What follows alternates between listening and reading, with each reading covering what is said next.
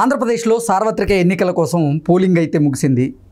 Polling తరువాత షర్మిల గారు, సునీత గారు సైలెంట్ మోడ్లోకి వెళ్ళిపోయారు. జగన్మోహన్ రెడ్డి కూతుర్లు రాయబారం నడపడం వల్లే షర్మిల, సునీత సైలెంట్గా ఉన్నారు అనేటువంటి వార్త ఇప్పుడు సోషల్ మీడియా వేదికగా చక్కర్లు కొడుతున్నటువంటి నేపథ్యంలో అసలు కడప రాజకీయాలు ఏ రకంగా మారబోతున్నాయి, షర్మిల గారు అలాగే సునీత గారు పోలింగ్ తర్వాత ఎందుకు సైలెంట్ అవ్వాల్సి వచ్చింది అనే అంశానికి సంబంధించి మనతో మాట్లాడేందుకు ప్రముఖ సీనియర్ జర్నలిస్ట్ దివేష్ గారు మనతో ఉన్నారు. సార్తో మాట్లాడు. సార్ నమస్తే. సార్ నమస్తే. సార్, ఆంధ్రప్రదేశ్లో సార్వత్రిక ఎన్నికల కోసం పోలింగ్ అయితే పూర్తయింది. పోలింగ్ తరువాత కొన్ని ప్రాంతాల్లో హింసాత్మక ఘటనలు అయితే చోటు చేసుకుంటూ ఉన్నాయి. అది మినహా మిగతా అన్ని ప్రాంతాల్లో పోలింగ్ ప్రశాంతంగా అయితే ముగిసింది. పోలింగ్ తరువాత షర్మిల గారు అలాగే సునీత గారు సైలెంట్గా ఉన్నారు. ఈ నేపథ్యంలో అసలు పోలింగ్ తర్వాత షర్మిల గారు, సునీత గారు ఎందుకు సైలెంట్గా ఉన్నారు? జగన్మోహన్ రెడ్డి కూతుర్లు లండన్ నుంచి కడపకు వచ్చినటువంటి నేపథ్యంలో వారు షర్మిల, సునీతతో రాయబారం నడిపారు, అదే సక్సెస్ అయింది, అందుకే వాళ్ళు సైలెంట్గా ఉన్నారు అంటూ రకరకాల ఊహాగానాలు, వార్తలు ఇప్పుడు తెర మీదకి వస్తూ ఉన్నాయి. అసలు ఏంటి సార్, కడపలో ఏం జరుగుతుంది?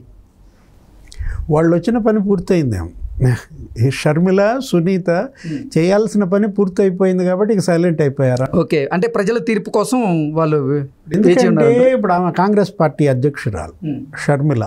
మామూలుగా ఎన్నిక జరిగినప్పుడు, ఎలక్షన్ ఇలాంటి సార్వత్రిక ఎన్నికలు వచ్చినప్పుడు ప్రతి రాజకీయ పార్టీ ఎలక్షన్ తర్వాత ఓటర్లను ఉద్దేశించి ఒక ధన్యవాదాలు తెలియజేస్తారు.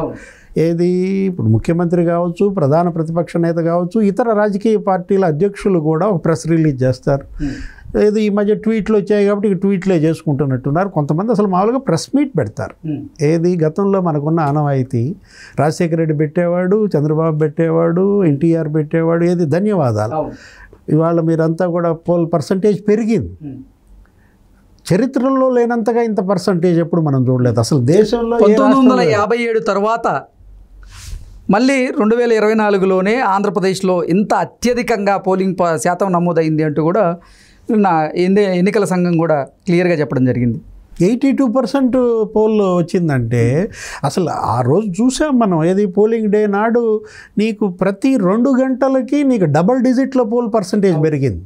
ఇప్పుడు 9ంటికి 7 to 9 నీకు 9% ఉంది. అది సింగిల్ డిజిట్ ఆ ఒక్క సమయమే, అదేదో ఈవీఎంల మొరాయింపుల వల్ల.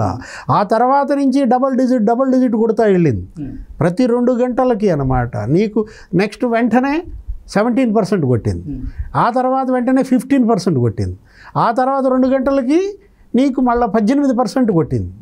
ఇట్లా ప్రతి 2 గంటలకి డబల్ డిజిట్లో వెళ్ళిపోయి 82% వచ్చింది. ఇంత పెద్ద ఎత్తున పోల్ పర్సంటేజ్ వచ్చిందంటే అధికార పార్టీకి అది వ్యతిరేకం. జనరల్గా అధికార పార్టీకి ఇంత తీవ్ర వ్యతిరేకత, ఇంత వేవ్ తన్నిందంటే ఇక వైసీపీ క్లీన్ బౌల్డ్ అనేది వెళ్తున్న దీంట్లో సునీత, షర్మిల సైలెంట్ ఏంటి? ఏదో మనం మొబైల్ ఫోన్ కనుక సైలెంట్ మోడ్లో పెట్టుకుంటారా అట్లా వీళ్ళు సైలెంట్ మోడ్లోకి ఎందుకు వెళ్ళారు అంటే, ఇక్కడ వాళ్ళు వచ్చిన పని చక్కదిద్దుకున్నారు కాబట్టి వెళ్ళిపోయారా? జగన్మోహన్ రెడ్డి ఓటమి వాళ్ళ లక్ష్యం, వైఎస్ఆర్ కాంగ్రెస్ పార్టీ ఓటమి వాళ్ళ లక్ష్యం. ఇచ్చిన ప్రజా తీర్పు పట్ల సంతృప్తితో సైలెంట్ అయ్యారా? లేదు వాళ్ళకి వ్యతిరేకమైనటువంటి తీర్పు రాబోతోందా? అనుకున్న పని నెరవేరలేదా? మేము ఏదనుకున్నామో అది జరగలేదా? ఇవాళ ఏంటంటే ఈవీఎంలలో వీళ్ళ భవిష్యత్తు నిక్షిప్తమైంది. అగస్త్యమునో ఎవరో ఉంటాడు, ఏదో వాతాపి అని ఎవడో రాక్షసుడో ఏదో ఉంటాడు, వాడు పొట్టలోకి ఏదో తినేస్తాడో ఏదో తాగేస్తాడు, మొత్తానికి వాతాపి జీర్ణం అంటాడు. ఆ జీర్ణం అయిపోతుంది. మనం ఎక్కడో చదివాము పురాణాల్లో. అట్లాగే ఇప్పుడు ఈవీఎంలలో వీళ్ళ భవిష్యత్తు ఉంది. ఈవీఎంలు కూడా జగన్మోహన్ రెడ్డి జీర్ణం అవినాష్ రెడ్డి జీర్ణం అయిపోయిందా? ఈవీఎంలలో వీళ్ళ భవిష్యత్తు అంటే జగన్ భవిష్యత్. ఏది ఇప్పుడు గనక ఆయన ముఖ్యమంత్రి కాకపోతే మళ్ళా జైలు. ముఖ్యమంత్రి పదవిని అడ్డం పెట్టుకునే కదా కోర్టు వాయిదాలు నీకు 3081 వాయిదాలు ఎగ్గొట్టాడు.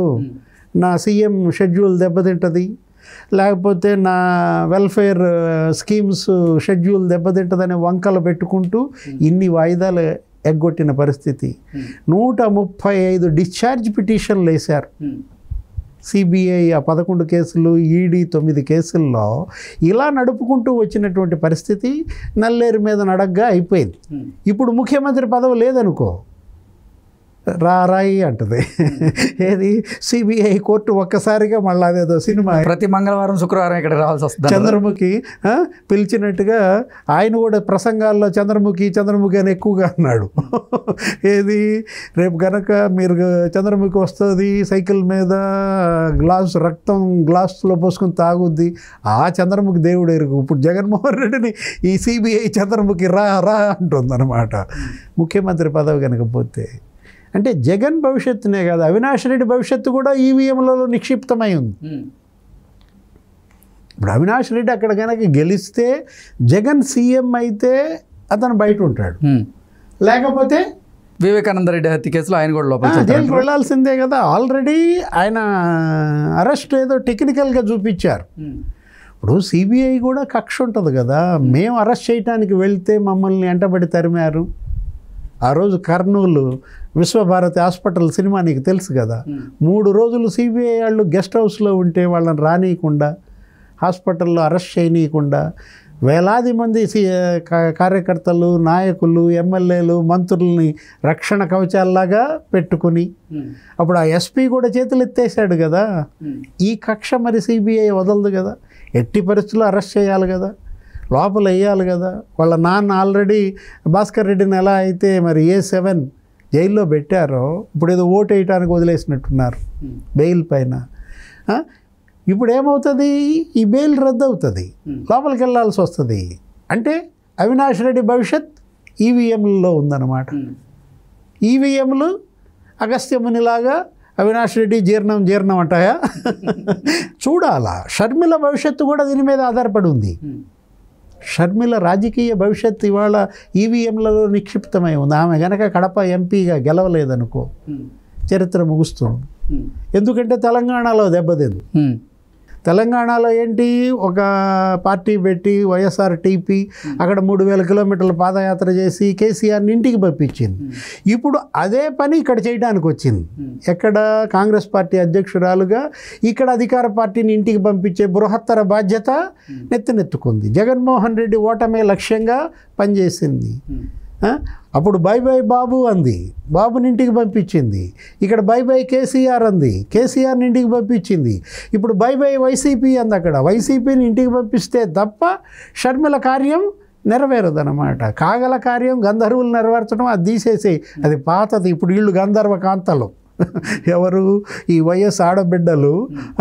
వీళ్ళు మరి వీళ్ళ కార్యం చక్కదిద్దారా లేదా, జగన్మోహన్ రెడ్డి ఇంటికి వెళ్తున్నాడా లేదా, వైసీపీ ఇంటికి వెళ్తుందా లేదా, వీళ్ళ భవిష్యత్తు దీనిపైన ఉంది. ప్రాణాలకు తెగించి ప్రచారం చేశారు. షర్మిల, సునీతే చెప్పింది కదా, అవును, ఏది వీలునామా కూడా రాసేసాను, నాకేం భయం లేదు, నేను ప్రాణాల పేరు మీద వీలునామా రాసేసాను ఆల్రెడీ నేను. ఇవాళ సునీత సైలెంట్గా ఉందంటే ఇంకా వాళ్ళ పని అయిపోయింది. వాళ్ళు కూడా రిజల్ట్ కోసం ఎదురు చూస్తున్నారు. June 4 కోసం వీళ్ళంతా ఎదురు చూస్తున్నారు. అఫ్కోర్స్ షర్మిల రాజకీయ భవిష్యత్తు ఒకవేళ ఓడినా జగన్మోహన్ రెడ్డిని ఇంటికి పంపిస్తే, ముఖ్యమంత్రి పీఠాన్ని దూరం చేస్తే సక్సెస్.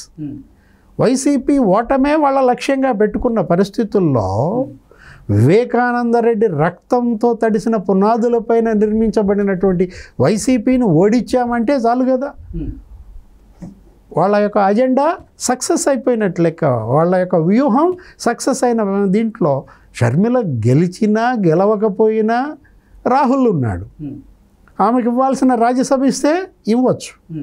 శివకుమార్ ఉన్నాడు, రాజ్యసభకు ఆమెని పంపచ్చు. రేవంత్ రెడ్డి ఎటు తెలంగాణలో ఉన్నాడు. అంటే షర్మిల భవిష్యత్తుకు వాళ్ళు భరోసా. రేవంత్, శివకుమార్, డీకే శివకుమార్, రాహుల్, ప్రియాంకల భరోసాతోనే ఆమె వచ్చింది. రాజ్యసభకు ఆమె వెళ్తుంది, అది వేరే విషయం, భవిష్యత్తు నిర్ణయిస్తుంది. పార్లమెంటులో షర్మిల గొంతు ప్రతిధ్వనించాలా. మా అన్న ఎంపీగా చేశాడు, నేను ఎంపీగా చేశాను, మా పార్లమెంటు వారసత్వం ఆమెకి దక్కాలి అనేది కదా వివేకానంద రెడ్డి ఆఖరి కోరిక. ఒకవైపు ప్రజా తీర్పు, ప్రజలు ఓట్లేసి గెలిపిస్తే కడప ఎంపీగా వాయిస్ వినిపిస్తుంది. ఒకవేళ అవినాష్ రెడ్డినే గెలిపించినా అదేంటి, అది తాత్కాలికం. రాజ్యసభలో ఆమె గొంతు కాంగ్రెస్ ఎటు రాహుల్ ద్వారా వినిపించే అవకాశాలు ఉన్నాయి. షర్మిల గమ్యం గోల్ అల్టిమేట్గా నెరవేరుతుంది. మరి ఎవరి భవిష్యత్తు ప్రశ్నార్థకం? జగన్మోహన్ రెడ్డిది. అదనమాట. ఇప్పుడు జగన్మోహన్ రెడ్డి జీర్ణం అంటోందా? ఈవీఎం అగస్త్యముని, ఈవీఎంలో ఉన్న అగస్త్యముని ఈ రాక్షసుల్ని మరి జీర్ణం అంటాడా లేదా అనేది చూడాలి. Okay sir, thank you so much sir. నమస్తే.